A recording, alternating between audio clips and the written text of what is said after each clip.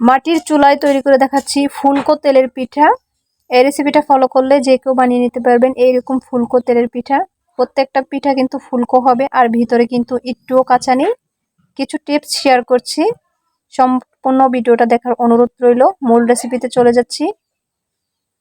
পিঠা তৈরি করার জন্য চুলায় আমি একটি পাতিল বসিয়ে দিচ্ছি। পাতিলে পরিমাণ মতো পানি দিয়ে দিচ্ছি আর স্বাদ মতো লবণ, আর দিয়ে দিচ্ছি চিনি। চিনির পরিবর্তে এখানে গুড়টাও দেওয়া যাবে। পানিটাকে আমি কুসুম গরম করে নেব। আর নিয়ে নিচ্ছি চাউলের গুঁড়ো, পরিমাণ মতো চাউলের গুঁড়ো নিয়ে নিচ্ছি। আর দিয়ে দিচ্ছি 1 বাটির মতো আটা, মানে এক পিরিচের মতো আটা দিয়ে দিচ্ছি। আটার চাউলের গুঁড়োটাকে একটু মিশিয়ে নিলাম। এবার অল্প অল্প পানি দিয়ে মেখে নিতে হবে।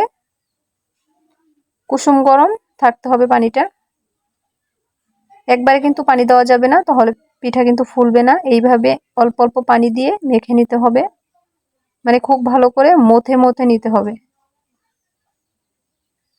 3 থেকে 4 বারের মতো পানি আমি দিয়েছি, দিয়ে খুব ভালো করে মথে নিয়েছি। কিছুটা সময় নিয়ে এই কাজটা করতে হবে।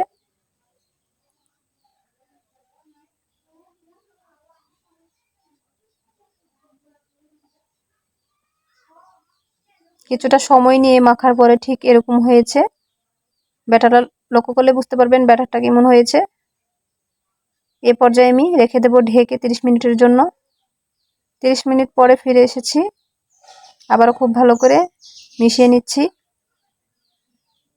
চুলায় একটি কড়াই বসিয়ে দিচ্ছি আর দিয়ে দিচ্ছি পরিমাণ মতো তেল। তেলটা খুব ভালো করে গরম হয়ে আসলে এখানে পিঠা দিয়ে দেব। পিঠা দেওয়ার সময় কিন্তু চুলার জালটা বাড়িয়ে রাখতে হবে, তাহলে পিঠা খুব সুন্দর করে ফুলে যাবে। পিঠাটা ফুলে যাওয়ার পরে চুলার জালটাকে একটু কমিয়ে দিতে হবে। এবার একটা পাশ হয়ে গেলে আরেকটা পাশ উল্টে ভেজে নিতে হবে।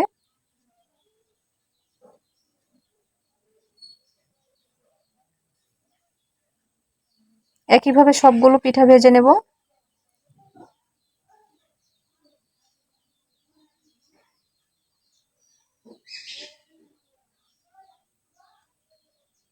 একইভাবে সবগুলো পিঠা ভেজে নিয়েছি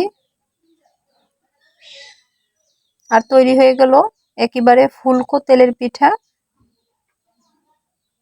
এই টিপসগুলো লক্ষ্য করলে আপনারা এইরকম ফুলকো তেলের পিঠা বানিয়ে নিতে পারবেন। তেলের পিঠার তৈরি করার জন্য সবসময় কুসুম গরম পানি নিতে হবে। আজকের মতো ভিডিওটা এই পর্যন্ত।